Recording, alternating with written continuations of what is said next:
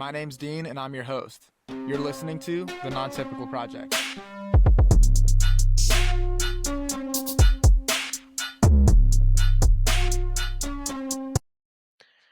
Real quick, as an intro to this podcast, this one's going to come out on Sunday is when you guys are seeing this instead of the usual Friday. Reason for that is we are in Foley, Alabama for an ASA tournament here. It's the first one of the year, first ASA event. And we're going to go ahead and go through. I traveled here with Kirk. So me and Kirk are going to go through and give you guys a little update day by day. So Thursday is going to be the first day of our practice round. Friday is going to be the first day of our scoring round. And then Saturday is going to be the second day of our scoring round. So we're going to give you guys a little bit of an update on Thursday, a little bit of an update on Friday, and then a little bit of an update on Saturday, and stitch it all together for you here. So that's what you guys are going to be listening to on this one. And we're going to take you on the journey with us as we shoot the first tournament of the year. All right, we're in episode 10 of the Non-Typical Project, and for those of you guys just listening, we're in a dimly lit Airbnb out here in Foley, Alabama. It's me and Kirk Washington with me. You guys might remember Kirk from the podcast I did with him previously. We talked about his albino buck and a few other stories there along with his Kansas buck. So if you guys haven't listened to that one, go check that out. But we're out here in Foley. I'm all sunburnt and pink. And we're trying to shoot the Foley ASA event this year. Foley's one that I haven't missed yet since I started this. And I know I've harped on it a lot in previous episodes, but target archery has made me a lot better of a shot. It's made me a lot better with my hunting equipment and competent. Something I think everybody ought to be trying out at least. I think once you go to your first Pro-Am event, you kind of get sucked into it. And I think that changes it because you might go to a local shoot here and there and they're fun. But you go to a Pro-Am and it's a different experience, and it's something I've come to look forward to every year. I don't know if that's how you started too, Kirk, but that was my experience with it. Yeah, being around the companies, being around the shooters, you just kind of felt this atmosphere of like this is what I love to do, and like this is a place that I can get better. Yeah. Yeah, I'd agree with that 100%. It's a pretty cool experience because like my first year I shot men's pins 30, like just with my hunting rig. And you're walking down the practice range and there's Levi and there's, Chris Hammond and all these other pros there. And I've made a bunch of really great friends out here that I look forward to seeing them every year at these national events because that might be the only time of the year I see them. So these events have just been something super special to me when I'm able to go to them. And it's something that I've kind of graduated through and slowly tried to get into different classes. I'm shooting open 40 now and trying to get better at that. And it gives you something to work on in the off season, stay really sharp. And I've found so many benefits to my hunting.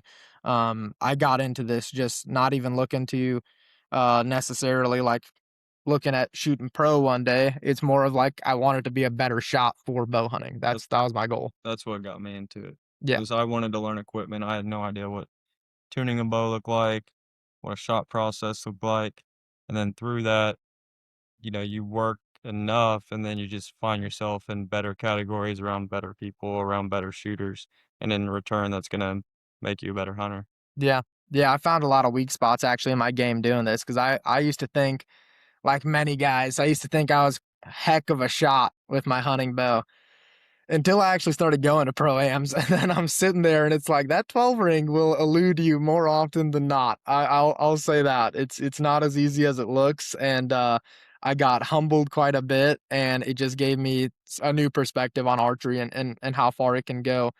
I've been super excited about it, like I said, and heading into this event, I originally was not supposed to be at. I thought I was going to miss it this year.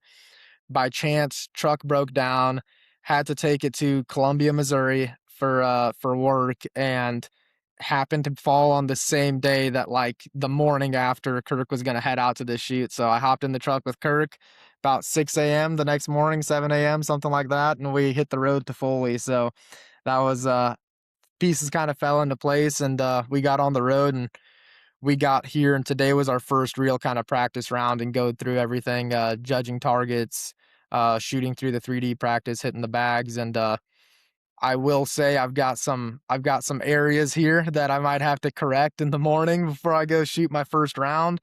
I got on the bags facing a lot of hidden left, and I was facing some hitting high. And I think a big portion of it's probably nerves, probably mental game, and then with that just comes, kind of having that lapse in focus. I noticed my form slipping, which again, I can't emphasize this enough, man. Like if I just hunt and shoot at animals and shoot in the backyard at like a buck silhouette or whatever, I can hit in the lungs every single time and I can do all that, but you don't notice those little minuscule differences in your form anything like when you're trying to hit that little 12 ring. Yep. I mean, it will show you what you're doing wrong every time. Yeah.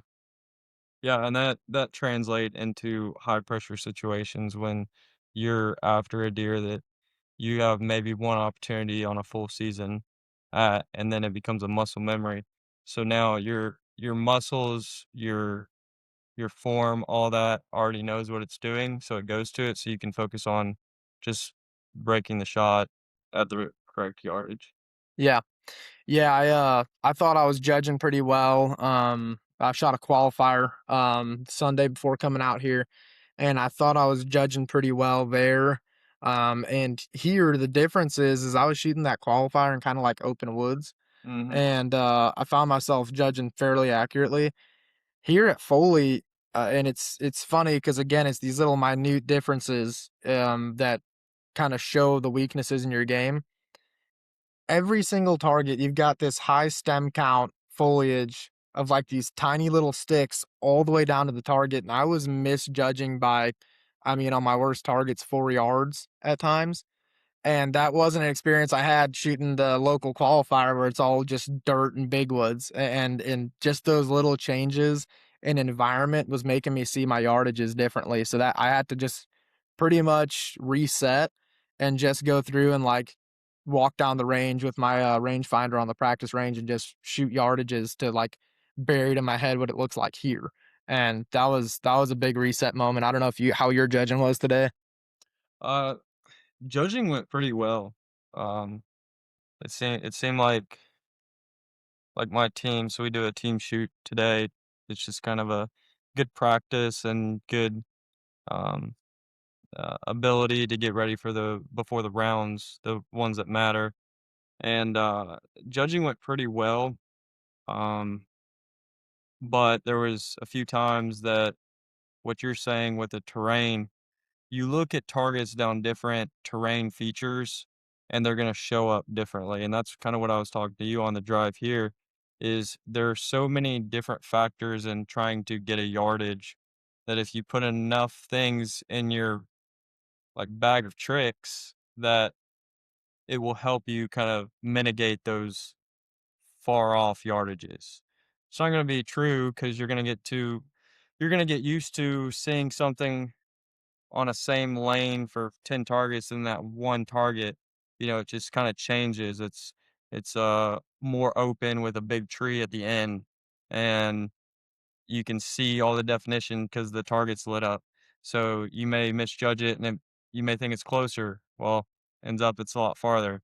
So just kind of going through enough lessons that you learn from that, then it'll become like a muscle memory of, hey, I've been through this before. This is what tricked me. This is what got me, and then you learn from it.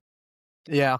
Yeah, I'd agree with that, man. I had a pretty outlandishly bad team shoot. I was definitely we were dropping my score on most of those targets. We were dropping I got outshot by a 12-year-old today. So it was quite the experience. My yardages were off. I was all in my head. I wasn't executing my shots how I should have been. And that's the sort of pressure that competition shooting will bring to you. Like I've mentioned this before on here. I do not get the pressure shooting at a whitetail that I do shooting around strangers, like people I don't know. I can shoot around my buddies or whatever, but Go to Vegas. oh, dude, never. Vegas online when you hear the f- this is your first round of score, and then the buzzer goes off. I mean, Oh, yeah, I mean you're around hundreds of shooters, and you know that you've got to hit like that middle of that target, or else you're done basically for the weekend. Yeah, it's intense, but that's the only reason I go to indoor is just so that way I can feel that pressure and then be excited for that pressure so I can figure out how to execute it. Yeah, that's another I think that's an element that I've gotta introduce to my game is maybe shooting some indoor and getting used to that kind of environment. 'Cause, like, even at, like, the bags out here, like, the practice range, somebody's bow goes off next to me, and I'm, like, through my in my shot process, and I'm really focused, the sound of their bow going off will pull me away from my peep, will pull me out of my anchor a little bit because I'm just not used to that sound right next to me when I shoot my bow. The environment of shooting in your backyard or shooting at your local range or something, and it's quiet, or maybe you're just with a buddy or 2, and you're flinging arrows downrange is very different from a competition environment and very different from shooting around a ton of people, and it'll shock you. I mean, it's shocked me more than once. I learned the same lesson every year, and that is, I can perform as good as I want to at home, but that doesn't mean that I can translate it here under these kinds of conditions, and I think that kind of, exposure therapy of going to a lot of these events and Yep. going to a lot of, like, even if it is just local shoots, if you can make it to a local shoot and just go to a lot of those local qualifiers or whatever else, do that and get used to that, like, every arrow that you release is gonna get marked down on a piece of paper. Mhm. You're assigning a grade to it. It's kinda like in school, you might be able to fudge your way through homework, then when you take a test, you can't fudge your way through that. You gotta make the score on the test. Whatever that grade is, that's what it's staying as, you know? Yeah. There's a lot more consequence to it, so I find that, I find myself relearning that every year, and, it's something that I definitely wanna, emphasize on. But overall, my practice today, I'd say, I worked out a couple of the issues. I've been having a problem raising my shoulder too high. I need to bring my shoulder back down, and that gets rid of a lot of those lefts that I was having. The high is still there, but not as bad. I might be a little bit hot on my sight tape, is what my brain's telling me right now. But tomorrow we're gonna try to add some more weight to my stabilizers and just increase the mass weight of my bow and see if that slows down my pin float a little bit and changes anything for me in finality there. I guess whatever I come to by about 8:30 is what I'm gonna have to live with going into round one. So we're gonna do as much work as we can there. Kirk, what'd your practice tell you today? Um, yeah. My bow's set up really good. I'm really happy with kind of what I put together. And so really it's just gonna get be confident in my numbers tomorrow and trying to stay safe. I've last season I was able to do really well with hitting 12s, but then I would have a couple that I would just make mental judging errors on, and that would keep me out of being at the top. So I think for this weekend, I just want to focus on paying attention to the surrounding, pay attention to, um, not necessarily like, hey, how do I hit this 12, but how do I stay where if I miss a 12, I can stay at 10. So the way that the 3D scoring works is you have a 10 ring, and then you have a lower 12 and an upper 12. Lower 12 is always in play. The upper you have to call. And if you're going at the upper 12, then the lower is just now a 10. And then outside of that, in the lungs, that's an 8. And then outside of that 8 will be a 5 if you hit foam. And I just had too many times where I think I got comfortable. I would hit enough 12s and kind of slack on, I'm seeing numbers good enough. Like, so I slack and don't pay attention to some sort of feature that I kind of mentioned with like, how's the tunnel look? How are the trees, down through there? And then I would make one big mental mistake that would keep me out. So I think it would just be to mitigate those mental mistakes. And if I do, then I need to learn from it, go back home and work on that. Yeah, I think another kind of important thing to mention there too is like and we kind of hit on this with Sam today a little bit at dinner. Sam Smith, by the way, shout out to him, absolute killer. But we were talking about this with Sam. Like sometimes your score doesn't always reflect like how you're shooting. Hmm. Like you might be shooting a really great round, or you might be like really executing your shots well. But one small like error in your setup, whether it's with your bow or it's with your judging or how you're playing your strategy, because we're shooting unknown yardage, so By the time we go into our scoreable rounds, rangefinders are gone. You know, they're put away, and we have to judge every target. And sometimes one small error in that will just keep you pounding eights, like, Yeah, throughout the day, and especially at your level, shooting professionally, like, dude, if a few too many eights will put you out of it pretty fast. I mean, there's yeah, guys shooting pretty clean all the way through and shooting up, like, you guys have to be, I mean, are 20 up or so sound about right to be in the running? yeah. For the shoot down, typically, Yeah. I mean, having 2 solid days of scoring. Um, but yeah, I mean, you have three aspects for judging and shooting unknown yardage. You've got your strategy, so going at uppers or lowers, you're judging, and then that will be your shot, like your process, shooting a clean shot. So your shooting ability. You can um you can not have one of them and still do well.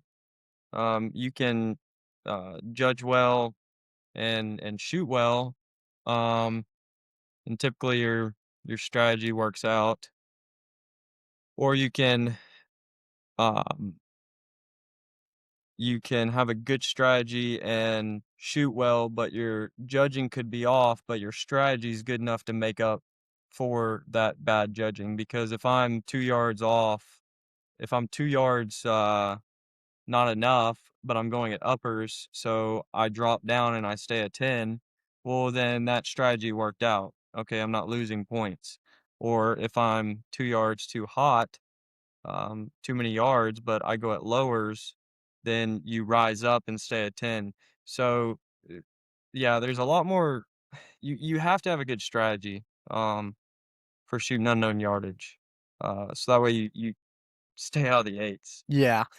Yeah, and that was honestly, that was a lot of what my qualifier was. I judged every target, except for one, that during that qualifier. Uh, every target except for one, I judged it within a yard, but I was pounding eights. I was breaking, low of the lower 12, and that was a part of my, because I was judging them, pretty much to the yard the whole time. If I was pin locking low or Mhm, I'm dropping, I'm getting right out of the 10 because I've got the right number and I'm shooting it for the right number, but I'm shooting at the lower, so I don't have any wiggle room. mhm, That lower 12 borders, the edge of your 10 ring, and you're in an 8 or a 5 if you pull a shot off that breaks low. So that's you know, choosing how you play that in hindsight. After I saw myself do that 2 or 3 times, I should have immediately pivoted to shooting uppers because I already know that yeah, I'm seeing my numbers good. I'm seeing my yardage as well.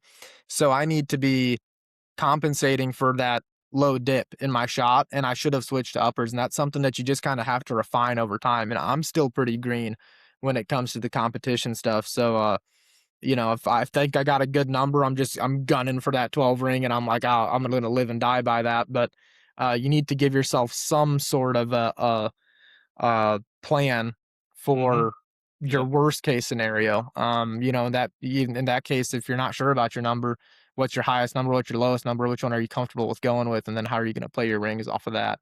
It's This stuff goes so much more in depth.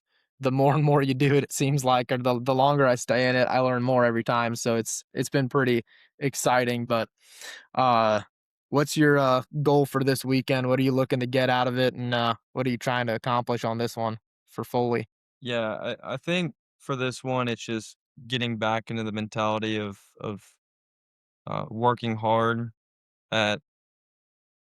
I've kind of slacked the last 2 years, having a new baby and just work's kind of picked up. So I think this year it's just kind of getting back into the ability of getting into the running with the top guys. So this one, we just went through winter. We didn't really have the time. Foley's always kind of a toss up. Like some guys had time and spent time, practicing, but a lot of us, we just left snow or really cold weather. Yeah. So Foley's kind of like a ground setting, like, hey, this is what I learned from it. This is what I need to go home and work on for the next 5 tournaments.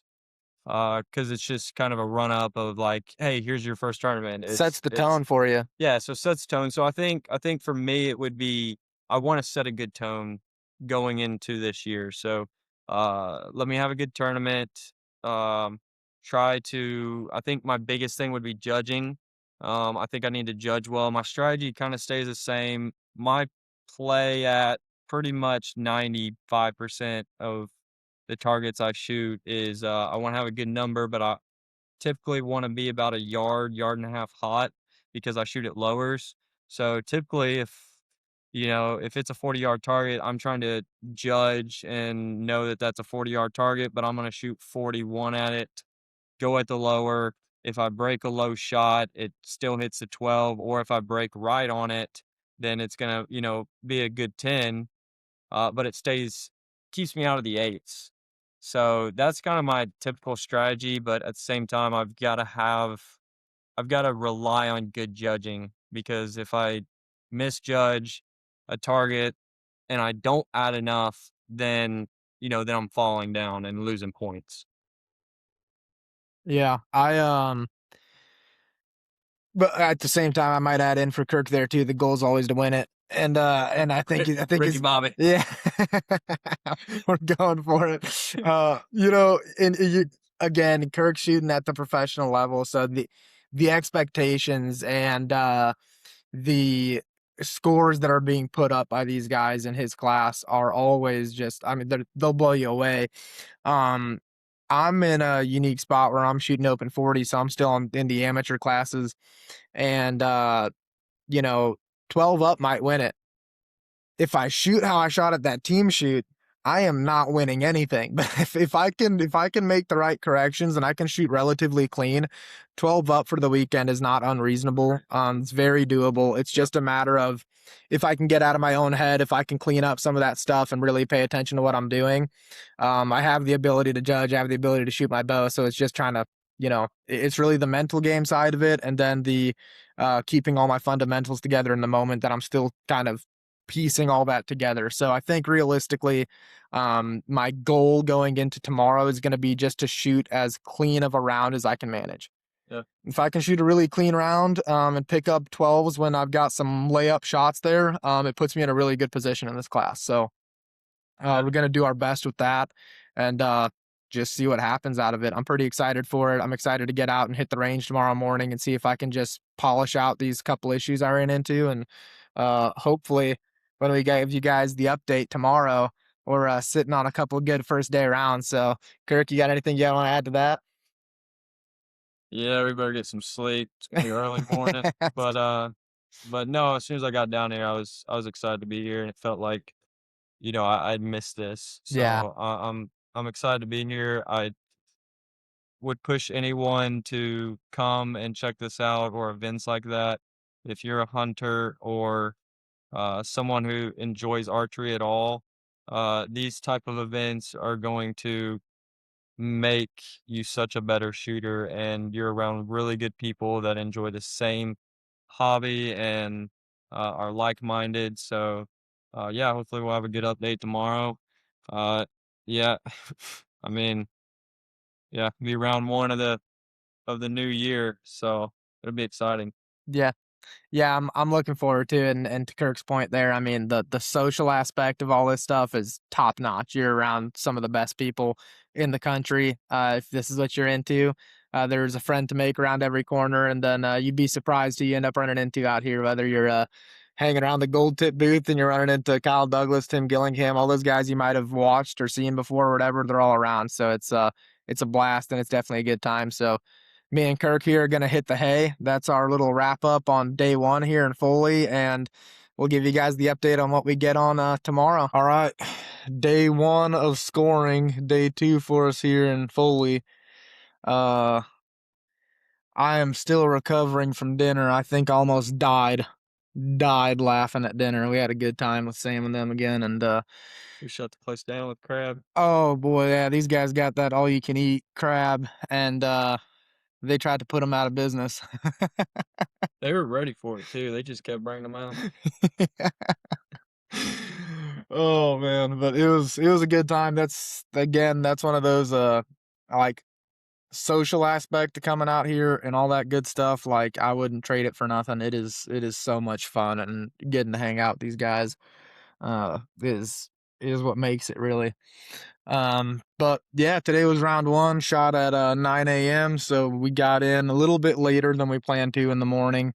Um, Took a couple practice shots, and it was time to go shoot. And I opened up pretty strong on my round. I stayed clean for the most part. I ended up taking one misjudge on the coyote.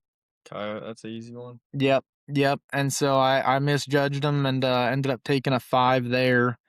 But outside of that, I stayed clean, and then I took a pretty dumb 8 actually on a turkey. He was slightly quartering away. Ours was quartering hard. Yeah. They did that on purpose, yeah. Yeah, he's quartering away, so I ended up just hitting him further left than what I needed to. Um, it was a pretty deceiving angle for Yeah, sure. yeah. So, because I thought I broke a great shot and I thought I was holding in the right spot, but that was a tough target. But overall, I finished up my round 9 down, so definitely not what I wanted to see today. But overall, I mean, for Foley, that's the best round I pulled out of Foley so far. I just started shooting open 40 last year. Yeah, you may wanna explain, like, the down, like, Mm. aspect. Yeah, if you guys aren't familiar with competition archery or ASA in particular, you've got a lower 12 and upper 12 that you have to call if you're gonna shoot it. Only one 12 ring can be in play. Then you got a 10 ring, and then you got a line outside of the 10 ring that kind of follows the core of the target. And that's your 8. And then if you just hit foam but outside of any of those rings, it's a 5. And if you miss it, it's a 0. So if you shoot a clean round and take all 10s all the way through, that'd be considered clean, and you'd shoot a flat 200 through 20 targets. Now, if you take some 12s and go, you're able to poke out a couple 12s, you'll go up. If you go down, that means you took some 8s, 5s, a 0, whatever. So you always want to try to shoot, to go above 200, depending on your class that you're shooting in. What it takes to win or to podium or whatever else can vary pretty greatly. I mean, an open 40, up 12, up 14 might win it sometimes in my class, but then you got like known pro, and it'll get pretty ridiculous. Yeah, I mean, right now, Jimmy Lutz is leading it with 32 up. Yeah. So he hit, what is that? 16? Yep, 16 out of 20 12 rings. Yeah. Yep, and then didn't drop any. I don't think he shot any 8s. He may have said, yeah, I'm not sure if he shot any 8s or not, but he's a shooter, so Yeah.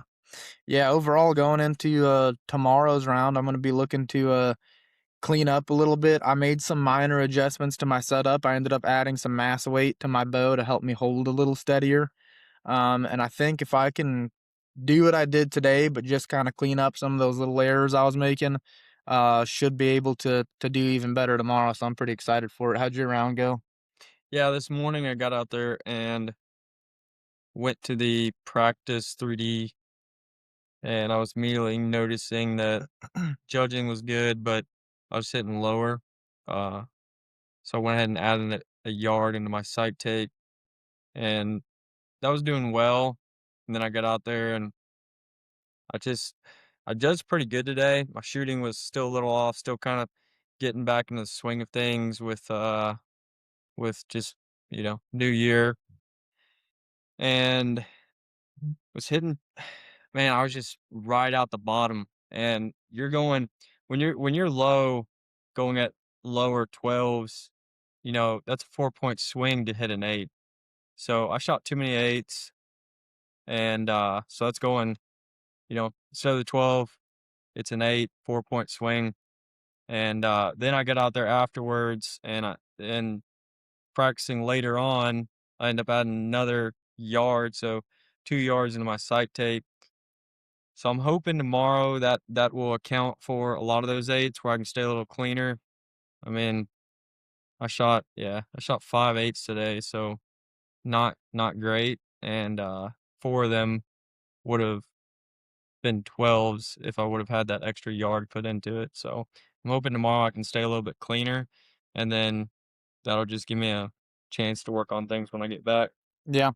Yeah, and if you guys, like I said, for those of you that are listening and you're not familiar with ASA or competition archery in that way, uh, I'll either pop up a picture for a video clip for this, or you can look up ASA target and the scoring system and how it works out on an overlay of that target.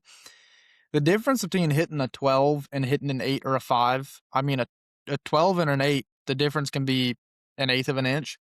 Yeah. If you're cutting the bottom side of the 12, or if you're in the 8, uh, to a quarter inch maybe, and then if you're hitting a 5, I mean, that could be So what, an yeah, inch and a well, half or so, depending yeah, on the target. yeah, depending on the target, some targets you got the 8 line going a lot farther on your bigger targets. Some Yeah. those smaller ones like the coyote, like the wolverine, Yep, javelina, you got like inch and a half to go from a 12 to a 5, 2 inches, which is huge. and that can account for a yard and a half, 2-yard misjudge. So that's where you're playing your game on, whether to go for an upper or lower based on what you're seeing, what your sight tape's built around.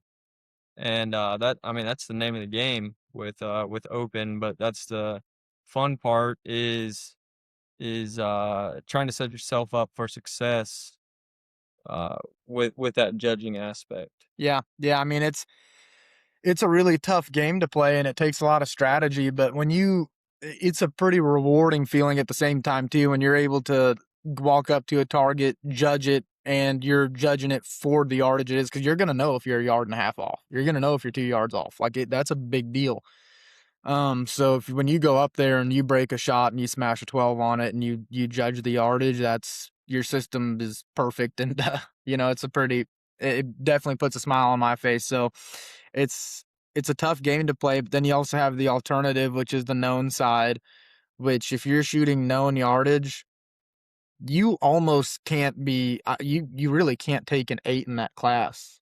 No. I mean, you're putting yourself out. Because that's a 4-yard or that's a 4-point swing Yeah. whenever you got guys shooting 12, 14 of those 12s. The other ones they've got to be 10s for them because if they go backwards then that's a 12 taken away if you're looking at it from that aspect. So um yeah, yeah, no, the known class, that's an awesome class for guys to kinda learn, and, it's kinda where the 3D game has gotten to, where you have a lot of known shooters that show up and don't wanna have to go through the game of judging, learning targets, and all that, but what you were saying is the rewarding factor is when you can go up there and, play the game and everything works out, you hit a 12, that's a big rewarding feeling, but those 8s, 5s, those really discourage you, make you think like, "Am I in the right class at times?" Yeah. Yeah, well, the crazy thing is too is that, and I've mentioned it before, but the mental side of archery, the mental game in it, you go up and you misjudge a target and you take a 5 unknown, or you take, 8s, Uh I can usually sit there and say, "Okay, maybe I was a yard or 2 off." But you take a 5, when I walk up to the next target, I'm like, "Okay, is my mental rangefinder off? Am I not seeing these targets I need to see them?" And being able to kinda just shove that to the side or make adjustments to, like, "Okay, I judged the last 2, 3 targets, 2 yards short. mhm, Maybe I'm gonna add some heat on this one and see where I end up." And you're really trying to play off, what you're seeing, and the conditions can change it. Is it cloudy? Is it sunny? Um, that'll change how you see the targets. I know I judge better when it's cloudy. yeah, When it's cloudy, I see numbers better. When the sun comes out and it's shining and all those rings are super visible, I start judging everything short. yeah, yeah, it starts you can see definition, so your eyes and your mind starts playing tricks on you, to where you're seeing things closer, so but as far as, like, you taking, you know a rough shot or whatever, bad misjudge, how did your mental game, like, from that target to the next one, like, how did that affect you? So I turned around pretty quick and I took a 10 right away on the next target. And a part of my a part of what I did for that and what I'm going to continue doing this season for right now, until I get more refined in it, maybe as my game changes and I get better at all this stuff, I'll start adapting differently. But I told myself this going into my round and I stuck to it and it worked out for me. And that was, if I take a 5, I'm not going to sit there and start saying I have to start gunning for 12s, just and start playing aggressive, because I was worried about that making kind of compounding issues for me where I keep taking 8s after that and my score just dwindles. Mhm. I told myself, okay, I took a 5 here. I clearly misjudged it. So what I'm going to do is, and I judged them short. I'm like, I'm going to add heat, on this next target if I need to, if I'm not confident in my number. But no matter what I do, I'm going center IBO and taking a 10. Yeah. And for Just me, recalibrate. just recalibrate. It's like, you know what? I don't need to try to gun for a 12 right away. I don't need to try to make back these numbers. I need to try to shoot as clean of a round as possible. It's what I told myself I'm going to do going into today. And so that's what I did. And it worked. I went to the next target. I was confident in the number. I thought about adding heat and I said, nope, don't need to. I know my number's good. I was very confident in it and I just dialed it back, put it straight on the IBO, and I hit the IBO. So Yeah. Just that's got recalibrated. yep, that's all I had to do there. And it worked out like that. So, and I did that on every target I wasn't sure of. Every target we had a Russian boar. That's a tough one. Yeah, he was a tough one. Rings are kinda Yeah, the more horizontal. the target's all black too, and actually that 10 ring and the scoring rings on that Russian boar, they're a little bit further to the side. Yeah. Yeah. And so on an all black target like that and the distance he was at, it was very hard to make out the rings anyways. So I told myself I'm going center IBO on that one too. So every target I wasn't sure of, I just shot dead center and left it at that. I wasn't trying to go for a 12. Do Yeah. you find yourself doing anything like that on targets you're not sure of? Or are you, because you're in the professional class. So the level of competition you're facing is pretty tight. Yeah, normally I'm always wanting to add, I'm sorry. Normally I'm always wanting to aim at the 12.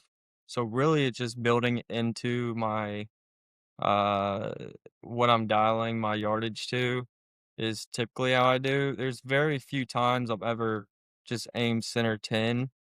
Sometimes I get in my head to where I need to aim safe side 12, so maybe like the connector from the middle, which is an IBO. Um, so sometimes I'll aim like, connector between the IBO and the lower 12. Sometimes I'll get that in my head. But a lot of times, if I'm not sure, I'll take my higher number and hope that it rises to kind of do that recalibrating. Yeah. Uh, I I typically don't shoot at the upper 12s. I just it's harder to aim there for me. And one instance today, the lower 12, there was a lot of arrows down there, and you get deflections whenever you're shooting at a group of arrows sometimes to where there was an instance, one of the guys in our group, he shot at the lower 12 and he hits a guy that's in the lower 12 and it bounced him all the way out to a 5. So he missed 7 points right there. So yeah, Yeah, that's rough. yeah, so I end up actually choosing to go at an upper today. I felt really good about the number and I fired it and I just went just to the right of it for an 8. So that was tough just because I'm not used to aiming at the upper 12s. So that's kind of one of those instances that I built my game around lower 12s for me. And yeah, I mean, it's just picking your spot and making sure that you break your shot there. Yeah. Yeah, 100%. You did something pretty interesting today too, which I wanted to talk. I wanted to save it for now to kind of pose this question to you, but I mentioned that I made a slight change to my bow, and it was something that I debated super heavily, but I figured that I'd rather take a chance on it and shoot it at the practice bags after making a change and see if I can handle a change like that. Adding that extra mass weight to my bow. And turned out I think it's helping me. So I'm gonna stick with it going into the next round. My plan was, if it's not working for me, I'm ripping it off that extra weight and I'm just gonna shoot my bow how it's been shooting, even if I'm having a couple left and right issues like I was. Um, you made a bit of a change to your setup going into this. And that's something I wanted to ask you, like, How often are you willing to do that when you come to these pro-ams? Because, your score matters, what you're doing matters, like I said, in the pro class again. Do you think that willingness to be able to try something new and shoot something new and add something to your setup in there can be a bigger help than it is a detriment when you're shooting at your level? Yeah, I think kind of what I mentioned to you. So I added this new weight system. It's supposed to help stabilize your pin movement, and you can kind of micro adjust by moving it up and down your stabilizer. It's like the SOS system or Aki weights. And I think the biggest thing, well, what I mentioned was confidence. Mhm. Sometimes adding something to your bow setup, it mentally gives you some more confidence. So I don't normally change things at a tournament. Normally that's a at home thing, but trying to get back into the swing of things of the new year, I heard pretty good reviews from other guys using it, and I just felt like my pin movement was a little more kind of like what you were saying. You wanted to add some more weight to it, so I tried it out. Went to the bags. I saw a grouping better. That could be confidence, but it could be this, new thing I was willing to try. I think you should always try new things. You kind of hear that from everyone in the tournament world. Trying little things here or there and finding a system that works for your bow and your shot style. So yeah, I'm excited to try it out tomorrow. I've got a lot of confidence after going to the bags and going to the 3D and shooting it. So yeah, I'm excited for tomorrow. Yeah, I noticed that too after you shot it and you're walking away from the practice range, even though you do owe Kyle Douglas dinner, I was about to mention that. even though I you I do. I had enough confidence, but what I told you, Dean, I said, "Listen, if I beat him, then I've got the bragging rights. I don't have to tell everyone how many times it takes me to beat him, but if he'll owe me dinner at one of these events, then it's a win in my book. Because whenever I'm old and I tell my kids, I beat Kyle Douglas, for dinner, Yeah, that'll be a good story. I'd keep the plate too from the restaurant. I'd be like, "Yeah, Kyle Douglas paid for my Have dinner on have this have 'em plate." sign it. Oh yeah. Yeah. Yeah, I mean, I noticed it, like I said, in your walk away from the bags, you seemed a little bit more, kind of chest up after shooting some of those rounds. You felt a lot better about it, and I did too. I mean, it doesn't sound like a lot, and that's the thing too. If you guys are just hunting and you're not shooting these competitions and stuff like that, there is no other way to get more like in tune with your bow and how much of a difference little stuff makes. It sounds like nothing. I added 4 ounces to the weight of my bow. Yeah. I know that my pin's moving slower. I know it's not Yeah. as sporadic. So it's, those little things. Again, maybe it's a placebo effect and it's in my head, but I can tell you when you throw 4 to 6 ounces on your bow, you can feel it when you're holding your bow. I mean, your bow's getting significantly heavier. And right now I've got, gosh, almost 30 ounces on my bow total right now. Yeah. So it's getting up there. It's almost adding 2 pounds to my bow. Um, so it's a noticeable difference. And, it's hopefully, from what I noticed, helped me hold a little bit steadier. So I'm pretty excited about going into the round tomorrow. My goal for tomorrow is shoot a clean 200. If I can go up, go up. That's what I want to do. I don't care about nothing else. I don't care about, where I'm at in the leaderboard right now, anything like that. I want to shoot a clean round and pick up a 12 here or there where I can. Yeah. Do you think that, like, from today, those shots, were they more judging, or were they more of that, like, steady pin movement that you were missing? The coyote was 100% judging because my alignment was great. And I just picked a bad number. And then almost immediately after I shot it, and I heard the difference in me breaking my shot, and my arrow hitting, I could tell it You was could further. hear it. I could hear it was You could further. hear it, Yeah, yeah. and it was. It sounds crazy, but it's like as soon as I broke the shot, I felt my stomach Did you drop did almost you before lead the. it? Huh? Did you lead the target, like, first one up? I believe I did lead the Yeah, so coyote. Yeah.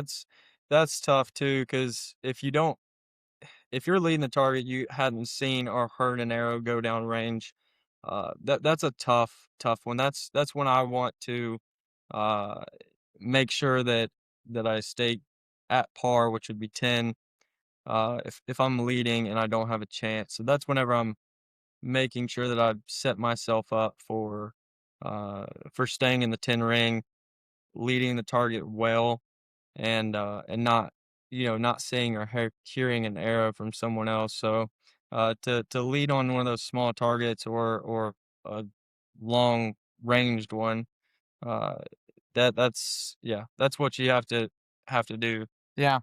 I've noticed, and I think a part of the reason I judged him short was the sun came back out, was shining right on him. Like I mentioned, that usually throws me off a little bit, makes me judge him short. And I think what made me judge him even shorter is I don't know. I feel like this has been every coyote target I've seen. Um, it seems to have a super defined upper. Mm, Like the upper seems to stick out like a sore thumb on that target for whatever reason to me. yeah, And so I saw that I picked up my binos and I saw that upper just glaring out at me, and I'm like, man, he can't be that far. And so I just did not put enough on him. I probably misjudged him by probably almost 4 yards, yeah, I would say, yeah, because I was shooting at a lower and I took a five. I probably misjudged him by almost 4 yards. yeah. So yeah, that one stung. But outside of that, every eight I took, which wasn't many, I think I took two or three eights. Um, but those eights were angle of the target and how I was perceiving them and where I broke my shot. So we got the turkey. I think I took an eight on the hyena as well, which It's a was tough one. that's a tough target for me too. A bunch of black dots all over it. The chest is super big compared to the lower body on the hyena. So it gives a really interesting perspective when you're at full draw. So those targets in particular I remember, and I'm not sure which other one I would. I think I took one more. It was just shy of the lower, um, which I've been shooting hot all day, so that tells me I probably misjudged that target as well on that other eight. But other than that, I think if I can clean some of those up and maybe on those, like I said, those targets where I think I've got a history of maybe misjudging them or judging them short or something like that, I might go ahead and add a little bit of heat to them and shoot them like that instead this time and see if it'll fix me up a little bit and get me to that position I want to be in. So again, that goal for tomorrow just being shoot clean as I can. Yeah. What do you got going into tomorrow? I feel better with the sight tape. I mean, as of today, I added 2 yards to my sight tape, which is a lot. Yeah, And and if I would have had that built into it during my round, I would have been a lot better. But that's kind of the swing of things, getting into the new year, finding your setup, and uh, yeah, really, it's just gonna be same kind of goal, trying to stay clean, and yeah, the bow's set up really well to get a high 12 count, and that's kind of what I did last year was hit some high 12 counts, but uh, but yeah, trying to stay clean, break good shots. Uh, so yeah, it would be. yeah, I mean, really, it's just if it. I think I can have a 10 up day as long as yeah, as long as I judge well, and I think that would be my goal is if I can stay stay more clean, shoot 10 up. I think going into the next tournament, I'll have a little more confidence. yeah, yeah, absolutely. It's a game of a couple yards here and there, and then making sure that you're really in tune with your setup. So I'm pretty excited to go into tomorrow. I really am. It's been a fun trip so far. I've had a blast, and I'm ready to hopefully end it on a high note. Yeah, Right we'll on. give the update tomorrow. Yep, we'll give you guys the update tomorrow, and hopefully we shot better rounds by then. All right, day three of Foley, day two of official scoring rounds. We're recording this one from the truck. we're, we're about 3 hours out from home right now. So if that tells you guys anything, it might be that we're in a hurry to get back home and get out of there and put this weekend behind us. I, for one, opened up very, very strong on on the first like four targets today. And I misjudged a black bear. And then after that, I mean, things just went downhill and went downhill fast for me. I shot significantly worse than yesterday. So the goal of shooting better today, uh, basically fell out of my grasp very quickly. And I definitely have some points of improvement to work on and that I'm gonna touch on here in a little bit. But Kirk, how'd your round go? Not the best, but like I said before, the aspect is to take your lessons, learn from them, and get better because for the judging classes, you're going to have more lessons than you are weekends of big reward. But yeah, I we got up early this morning and I honestly felt really good. I kind of tweaked some stuff with the bow yesterday evening. It was shooting really good. Got out there this morning to the practice range and right away things were just clicking extremely well. I got out there really early, so I had a lot of time to kind of prep. Well, the practice range is in some thick woods. It was, dark targets, right as the sun was kind of getting up. And I kind of set my rangefinder through my eyes to that course. And man, it was just going really, really well for me. Shots were breaking good. I was picking out the yardage extremely well. And we get to the range and it's completely in the open. The tunnels were completely or the shooting lanes were completely open. There's not really any trees. And I just completely I couldn't get a range on any of the targets starting out. And I didn't realize what I did until, well, honestly, it was too late. But realizing I just set myself up for um, failure by, siding in, practicing on that practice range, and that was something that I should have known better, but didn't really think about it till I'm in the moment. And so I started out really poorly, and I dug such a deep hole after 5 targets in. I just, was like, all right, well, let me just learn something, shoot my bow well, and honestly, I did shoot my bow very well today, and I was happy about that. But but yeah, I'm kind of excited to get back though and get some rounds of practice. We've had good conversations and yeah, just ready to get ready for binning. Yeah, I don't plan on going to Benning or Minden, but I will be going to London in I believe that's gonna be what's that, May?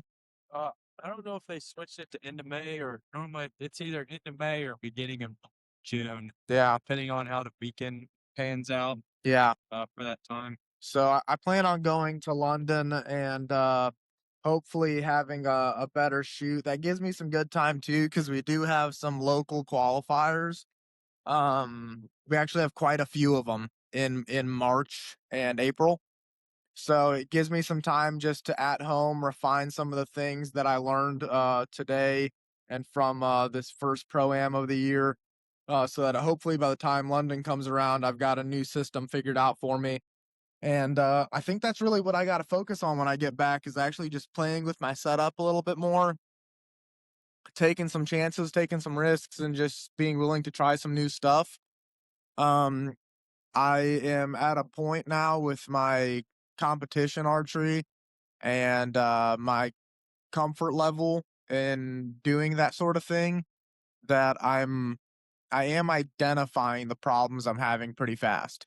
So now that I've identified these problems, it's more so a game of what I want to do with them.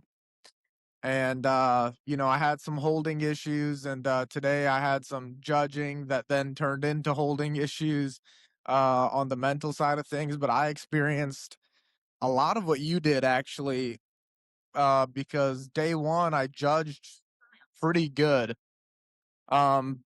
But then I turn around and today we were in a super open course, and actually the first black bear, or that black bear that I misjudged, my first misjudge of the day, he was in the most open area in the course, and that made me put um a much lower number on him than what he needed. Uh he just stuck out like a sore thumb to me. The sun was hitting right on him. It's a pretty beefy target, and then there wasn't a lot of foliage and stuff like that for me to kind of reference off of. So I was almost trying to just body size and yeah, detail.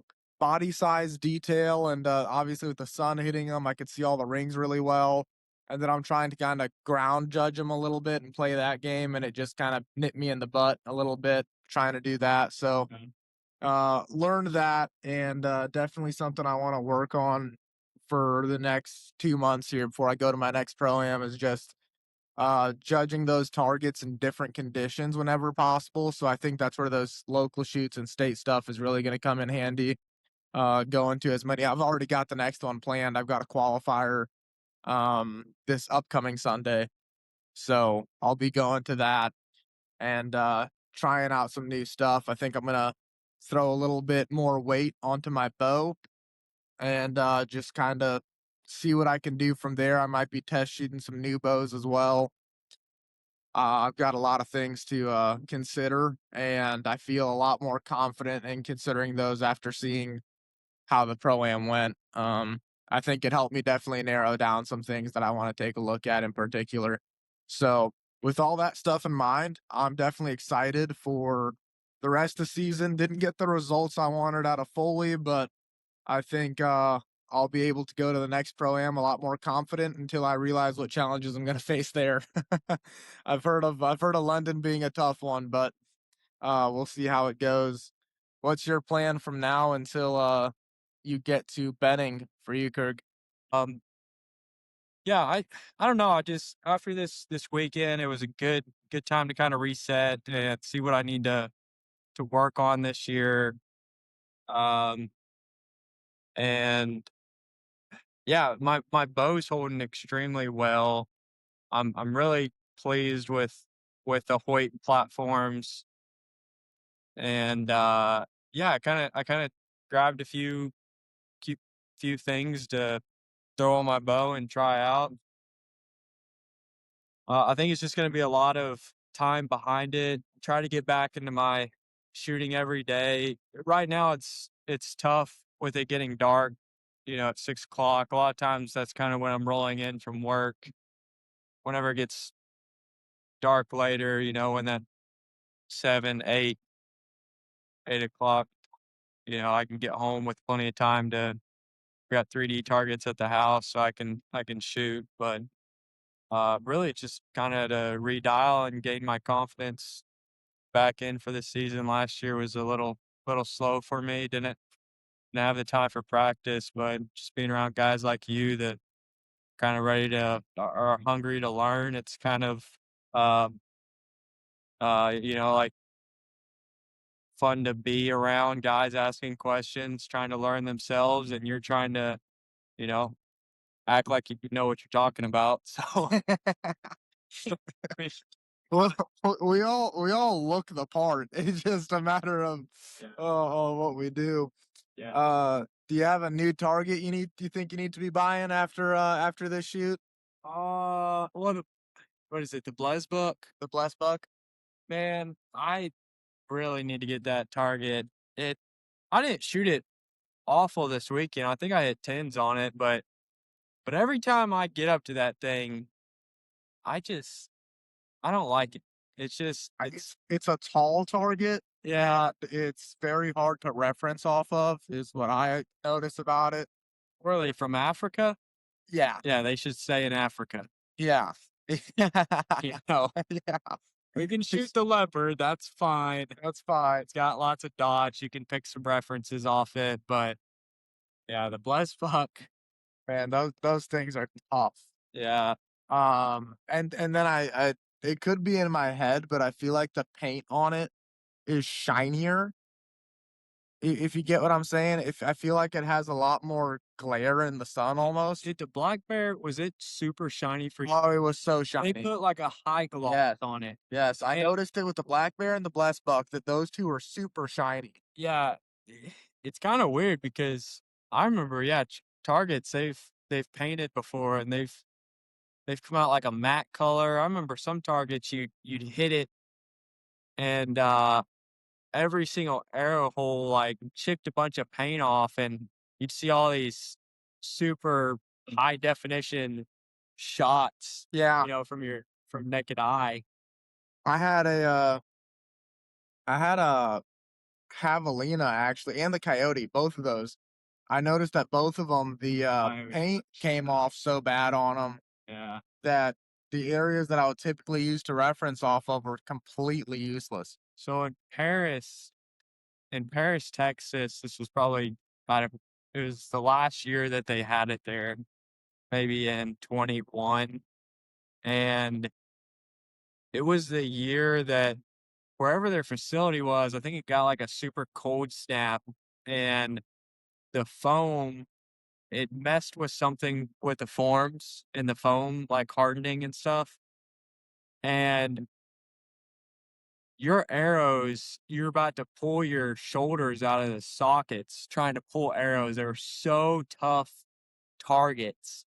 And I mean, it didn't matter what you did. If you put, arrow lube on there, it was just going farther and it'd be it'd be even harder to pull out. But man, I remember those targets. Those are tough. So sometimes there's some inconsistencies, but for the most part, they've always been, you know, good foam, good, just little things here and there that stick out, that you pick apart. Yeah, I wish I wish they'd get rid of the black bear and bring the cinnamon bear back. I'll Yeah. say that much. I shot that Nope. target better. Nope. I take that one every day over the Black Panther. I was not a fan of the Black Panther. Really? Every time they would stick it out at 50 yards, and I'd judge it for 49. That the Black you sounded like you just needed to start adding a yard on that target every time you Is it? saw it. You'd think someone would learn, but Yeah. Man, that Black Panther and now now they call it the mountain lion, right? And they just made it brown instead of or black. or PJ Riley, Panther. Yeah, still Panther, yeah. Uh, that target, whether it was in the Black Panther form or it was in the, uh, kinda that brown mountain lion form, Mountain lion is what it is. either form that it's been in, that target is still a confidence target. I took a 12 on it today too, again, like that's one of those targets that I can find that lower 12 on it. I don't care what color they make that target, they can make it freaking purple next year, and, that form just works for me. I know how to reference that one really well, and I think a big part of it is that it's just a confidence target. Yeah, Um, so yeah, my confidence target is the hyena. the hyena, see, Yeah. we had this conversation. I hate that target. The first year that that sucker came out, I don't know what it was, but I just immediately was like just pounding the 12 every single tournament on it. And so then it just became one of those things. It was like I'm hitting the 12 on it. I don't care where it's at. Yeah. So Yeah, that target, yeah, the dots can be a little disorienting for me, but I think more than anything, it's that the chest part of the target yeah. is so big, and then the rest of it tapers off so much. Yeah. And I often find it on courses slightly quartering to or quartering away. I hardly ever get it straight on, and I pretty religiously take an 8 on that target. It's kind of like clockwork. It's That's one of those I'll fall out of. it's the best one to like hit a 12 on because you can find one of those dots for the hyena and it may be like right under the 12 or sometimes it's on the 12. And so you could just, it's like having an arrow down there that you can aim off of. So I think that's why I immediately just I aim really well on it. And yeah, I'm like this, I've got to hit a 12 here. And I don't know. Yeah, I guess confidence. Yeah. Yours was the Black Panther or Mountain Lion. Yep. Mine's the hyena. Wish it was the javelina. Oh, yeah, I think we all wish to have Leno as a confidence target. And I mentioned we talked about this a little bit earlier. One of the things I kind of battled today was just by chance I happened to lead off on the coyote, the wolverine, and the turkey today. And so leading off on all three of the smaller targets on the course that you can shoot, that was pretty tough. I would have much rather have, if you lead off on one or two of those, all right, but leading off on all three is rough because, typically you'll end up seeing those targets as being a little bit further than what they actually are just because their size. But I actually did end up not shooting those the best, and I think having to lead off on each one, I didn't have much to go off of either, other than just my own initial glances and thoughts. So I should spend some more time with them, in particular the coyote. I took an 8 on that today. Just my yardage actually ended up being all right. But I didn't notice the slight angle he was at.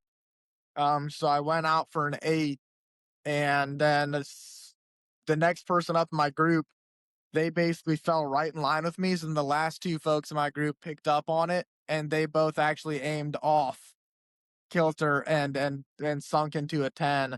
And they mentioned to it as we're going I mentioned it to me as we're going to go pull arrows. They're like, yeah, I couldn't really tell he was angled until I watched you go out to the 8, and I watched the next shooter go out to the 8, and then I was like, okay, I'm not seeing something.